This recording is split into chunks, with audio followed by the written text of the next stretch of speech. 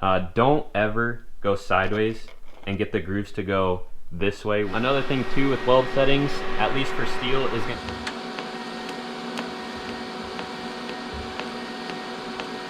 So here we are right here. We got our two different style welding. What's up guys? Welcome back to another video in the FAB 101 series. In today's video, what I'm going to be talking about is the TIG welding process. In the previous videos that I've done on MIG welding, a lot of people have asked to do a TIG welding version as well. So today, hopefully I'll be able to answer a bunch of you guys' questions on the TIG welding process. And what we're going to be talking about today is everything that I've learned that is off-road fabrication related, because that's the majority of what I do. So we'll go over simple things such as welder setup, as well as settings. We'll talk about just the different things for your TIG welder, and then we'll also go over material prep, and then we'll also talk about just welding in general. We'll do a couple welding passes just so you can see what I do. But the first thing that I want to talk about is going to be the actual welder setup. So the welder that I'm using is an Everlast 185 TIG welder, and it's a TIG only machine. This is an AC/DC machine, meaning that it can do aluminum as well as steel welding. So you're not limited to just doing steel, whereas this Miller 215 right here, this does have a TIG function on it, but you're limited to just doing DC welding, which is just steel, which is good if you're just starting out. But if you have the budget and you're able to buy a machine that is AC and DC, I would highly recommend it. That way you're not limiting yourself on what you can do in the future. Because if you are looking at doing something as far as like off-road fabrication or anything fabrication related long term, you're definitely going to want to have the versatility to do basically whatever you want. So getting something that is AC and DC is highly recommended. So with TIG welding, there's a couple things that I think are very key in having a good TIG weld and being good at TIG welding or getting good at TIG welding. One of those being the foot control, another one being the cups that you're using while you're welding, as well as how much amperage your machine can actually get or produce. So for example, this 185 is obviously how much amperage the machine has. So this maxes out at 185 amps. I would definitely recommend, if you're looking for a TIG welder, get the absolute biggest machine that you can get at the time. Whether you're just starting out or you're looking for a new machine or whatever you're trying to do, get the biggest machine that you can possibly get. And the reason I say that is because just like with anything in fabrication, you don't want to limit yourself as much as possible. So the bigger the machine is, the more possibilities you have down the road to be able to do different things. For example, this 185, I am limited on what I can do as far as thickness of material. So with 185 amps, I'm usually floored with 3/16 material or even 1/4 inch material, which is really pushing it with 185 amps. And at some point, I would like to upgrade the machine to something a little bit bigger. Somewhere around like the 250 amp range would be ideal for working on one of these trucks. But everything that I have done with this 185 up until this point has worked. I'm not technically doing a lot of 1/4 inch thick material with the TIG welder. I will typically just MIG weld that. But I would highly recommend just getting the biggest machine that you possibly can at the time when you are looking for a welder, and you'll save yourself a lot of money and just a headache at the end of the day. It's kind of one of those buy once, cry once type things with the machine if you plan on doing it long term. Another thing that I want to talk about is the foot pedal. So foot pedal is a huge thing with TIG welding, and what this machine comes with, because it doesn't come with the foot pedal when you originally buy it, it will come with this finger control right here. So this is what you use to start your arc, to stop the arc. That's all you have. There's no like adjusting your amperage with a finger control like this. You just set the machine to what you want, and then you just basically pin it, and it just does whatever the amperage is you have the machine set to. Whereas a foot control, you can adjust and moderate how much amperage you're putting into the part depending on how far you're pushing the pedal down. So this pedal right here is what I use with the Everlast. This is an upgrade you can get for it. This pedal is made by SSC Controls. I got this right on Amazon. If you guys want to look this up, it's part number C925-0725. And this runs about 160 bucks. This is something that I would highly recommend if you're learning how to TIG weld, because just having that amount of throw in a pedal and being able to moderate how much heat you're putting into a part is definitely crucial to just learning how to weld and not overheating a part or underheating it. So as a comparison, for example, this is the pedal that came with the Miller 215 that I got. And you can see the throw in this pedal right here is not very much. And that's going to hurt you because you don't have as much range in your amperage. So if you have the machine set really high, which I typically will set the machine really high and just moderate how much amperage I'm putting into it with the foot control.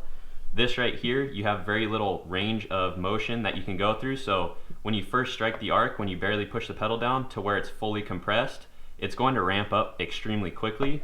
Whereas this right here, you have a lot more control and finesse in what you're trying to do.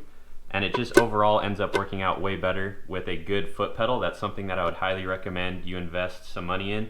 Another thing I want to talk about as well real quickly is the cups that you use for TIG welding. So I'm doing 90% of the time steel welding. So what I use is the FUPA number 12 cup. I'm sure you guys have seen me using this in previous videos. And the reason I use this cup is because the diffusion from these FUPA cups is just absolutely insane. And the reason that is because inside of the cup, you can see right here, this one's kind of dirty, but you can see right there, there is a screen. And what that screen is doing is just letting the gas flow through here, and it spreads it out when it hits the screen because it's breaking it all up. Whereas, for example, like a standard, this is a number 6 cup right here, just a standard cup that you'd have, doesn't have anything in it. You can see right through it. So the gas just flows through it, direct arc straight to, or direct shot just straight to where you're welding at, and it just kind of blows it away.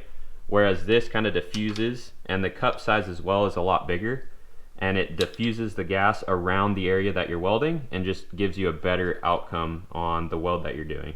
Another thing as well is going to be the tungsten that you're using, and that's going to change depending on the type of material that you're using or you're welding on.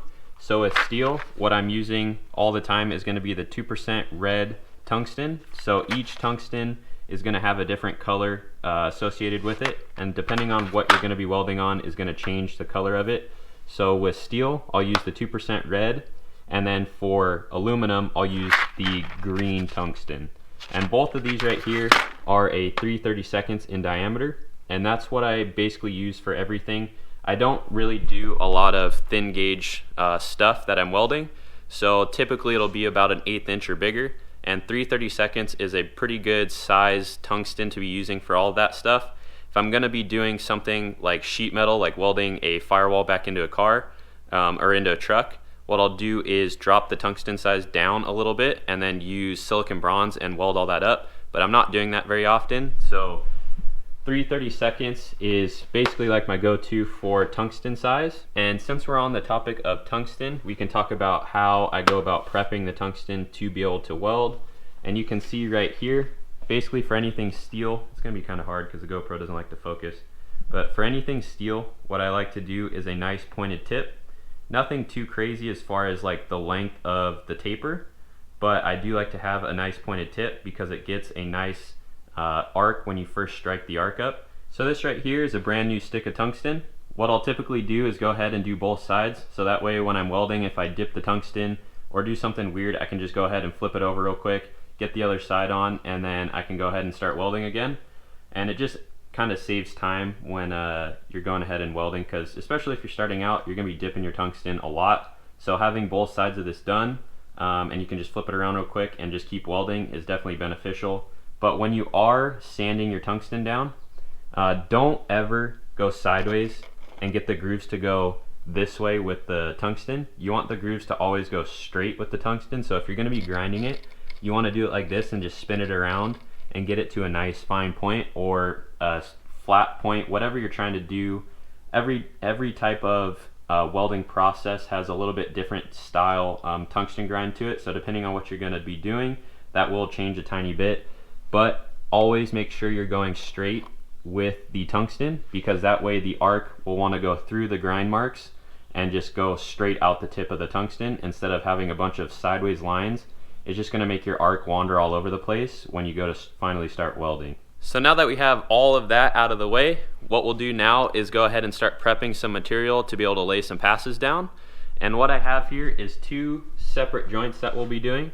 This one right here will be a single pass, and this is 1/8 inch material on top of 1/4 inch. So this would be kind of set up similar to something like this right here, where on our beam pivots what we did was an 1/8 inch overlay over 1/4 inch material, And we'll kind of do something like this, which will be a single pass. I'll just go ahead and lay one single pass over this, whereas this right here is 2 pieces of 3/16 thick material. And on anything 3/16 or bigger, what I'll typically do is a dual pass on that type of thickness material. So we'll do one root and then a cover pass over that, and I'll show you guys both those processes. But the first thing is going to be getting the machine on, getting our bottle opened up. And what I typically run for gas pressure, I guess you want to call it, through the tip is going to be somewhere around the 25 CFH range. And that is typically pretty good with the FUPA cup that I'm using. You can go higher if you want to. You can go a little bit lower if you want to as well. But 25 is a pretty good number that I've found that works basically for everything that I'm doing. Now the next thing is going to be the actual weld settings. So like I said before, what I'll typically do is just max the machine out and then moderate the amperage with the foot control.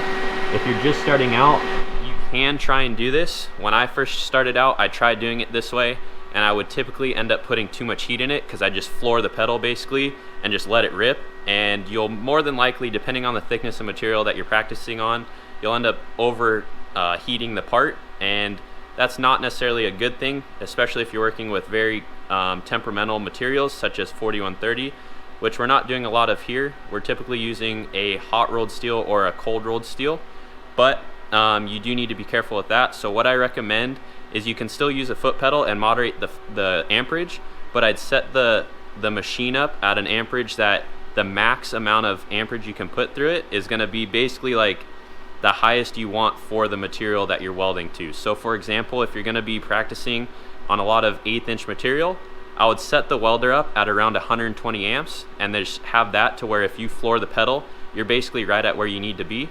And that's a good tip that I have. That's how I kind of learned to do everything. And then I eventually worked up to just letting the machine go full rip, and I just moderate it with my foot, because after a while you'll see how the arc acts on certain materials and how much amperage basically you need to put into each part just by watching what the arc is doing. So when you first start out, that's not necessarily something that you can be doing or you know what to look for.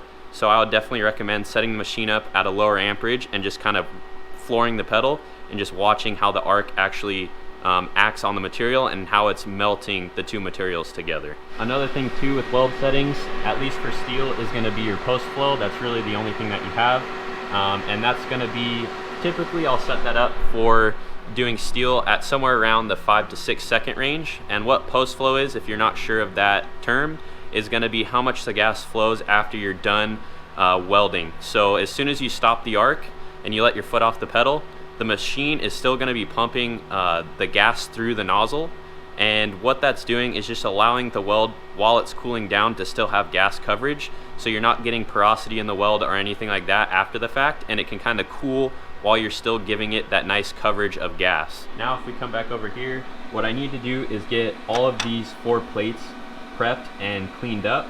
So when I prep this stuff, what I'll do is get both materials, the faces of both materials, to a nice shiny metal, as well as all the edges of the metal as well. So like if you have, this is a part that we had that I cut off of something that we had laser cut. So the edge of this right here still has the laser cut kind of leftover slag, I guess you could call it, that's on the material. And if you try and weld right over the top of that, it's gonna get the weld dirty, and it's just not gonna weld 100% properly. So you want to make sure literally everything that you're going to be TIG welding is as clean as you can possibly get it. And I'll show you guys exactly how I prep this stuff right now. And there we go. Got all 4 of these pieces of material prepped and ready to weld. And what I typically use for prepping material is going to be an angle grinder with a flap disc on it. I don't use this very often, but sometimes it does come in handy. I use a palm sander with 60 grit sandpaper on it a lot. This is basically like my go-to for prepping material. But for example, like this hot rolled stuff right here, that does have a really thick mill scale on it. What I'll do is use muriatic acid. So when I'm done making the part that I'm trying to make, and before I start tacking all of it together, I'll take each individual piece, if it's made out of the hot rolled steel, I'll take it and dip it in a muriatic acid for a little bit. And what that does is just breaks down the mill scale on the outside of the material, and then as soon as I pull it out of the muriatic acid, what I'll do is dip it in water and then wipe it down really good to get all that moisture out of it, and then I'll hit it with the palm sander right after that, and that will leave everything with this nice consistent finish, just like this right here, which is what I do on every single part before I start welding it out, whether it be a MIG or TIG welded part. So having just nice clean metal is definitely ideal. If you do want to try and do the muriatic acid method with hot rolled plate that has a really thick mill scale, I would definitely recommend watching a tutorial video on how to do that, because you are working with an acid and it is very dangerous if you're not doing it properly. So definitely check something out if you want to do that, but that is what I do for all hot rolled steel. In this case right here, I just ground it down with the flap disc real quick just to get that mill scale off of here. And just because it is a practice piece, I don't care about it. But if it is something that's going to be nice, using a flap disc just to grind down that mill scale like that, you will leave divots and grooves all in the material. So once you weld it out and you go to try to paint it, you're going to see all the low spots in the material and it's just not going to look as good. So I definitely would not recommend doing that route on hot rolled plate if you're looking for the best final product that you can get. So now that we have all this stuff prepped and ready to start welding, I'll go ahead and tack these together, and then what we'll start with is going to be the single pass right here. And what I'll do for this, because this will be kind of like an overlay like I was saying, just like this, I'll go ahead and just pulse weld all this stuff. So depending on the machine that you get, you will have a pulse setting. So this right here is going to be the pulse setting. You have off, which will be no pulse at all. You'll have 1 hertz, which is what I typically set everything to right here, and that's what I use the most. And then there's also 50 hertz as well. So I don't use the 50 hertz hardly ever, but I will do the 1 hertz pulse, and that's what I will do this overlay with, which is what I did like this, for example, with as well. So we'll go ahead, weld that out, and then on the dual pass, we'll talk about what we need to do with that once we get to that point. So the first thing I'll do is start by getting some tacks put on this piece. What I'll do is start on one edge and put a tack, start on the other edge, put a tack, just to hold everything nice and tight, and then we'll go ahead and weld a pass across it.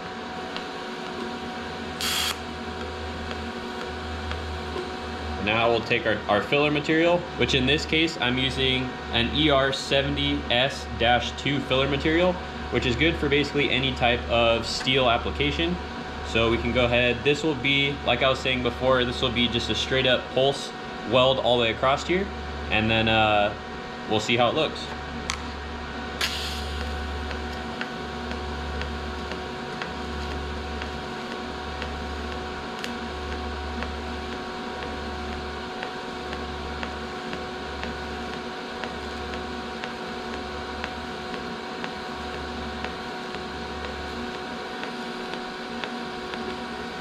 So it's like a start and a stop situation like this, where I've stopped and I need to reposition to start welding again. What I'll do is kind of overlap, especially with the pulse setting. I'll overlap to a point where I know when I start the arc, I'll get the puddle back to the same size as the previous weld that was already there.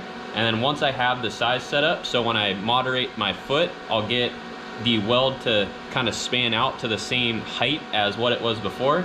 And then I'll just start adding material as I go again, and that should get you a nice, clean, and simple start and stop part where you won't necessarily see where you started and stopped.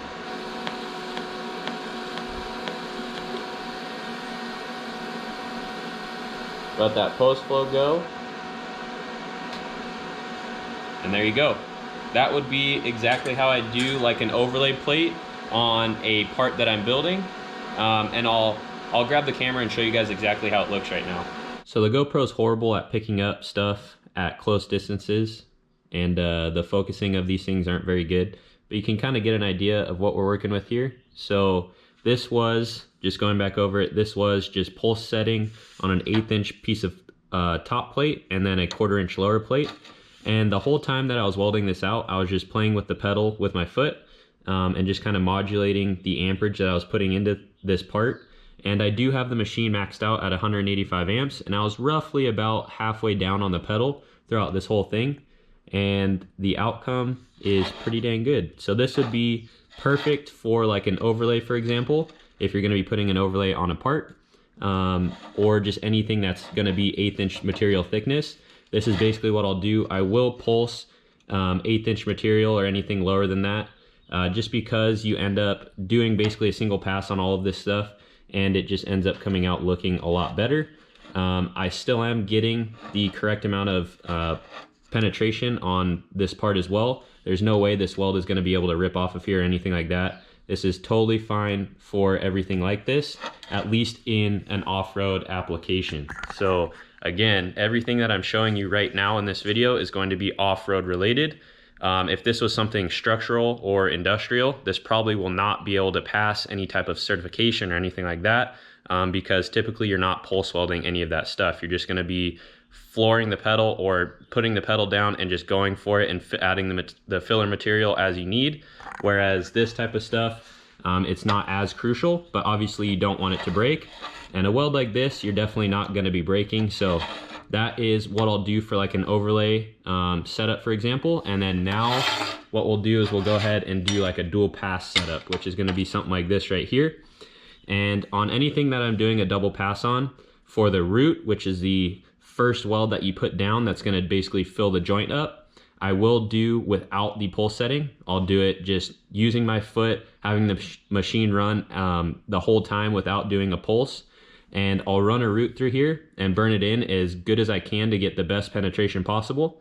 And then after that, when I go for my cover pass, I will go ahead and pulse that just to make it look good. And it's basically at that point, you're just adding material and just getting the weld to be a little bit bigger to fill up the thickness of the material that you're welding to.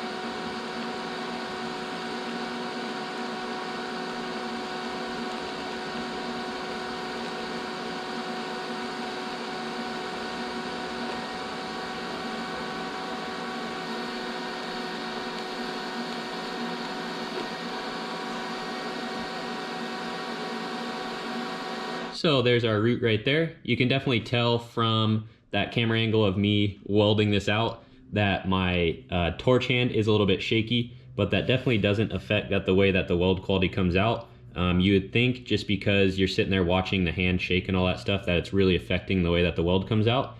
But typically for the most part with TIG, as long as you're consistent with the pace that you're going and how much filler you're actually adding to the material, it doesn't really affect the outcome of the weld all that much. But you can see right here, we do have good penetration between the two parts. We got some good heat in there, and this thing is ready for a cover pass. So what I do to prep for a cover pass is I'll come in here and hit this with a wire wheel, clean it all up, and then wipe it down with WD-40. So that's a little tip right there. When you're doing dual pass stuff, you can hit it with wipe it down with WD-40 after you've wire wheeled it, and it just gives it like a nice layer for some reason for welding. So we'll go ahead and get that prepped right now, and we'll get the cover pass put on this.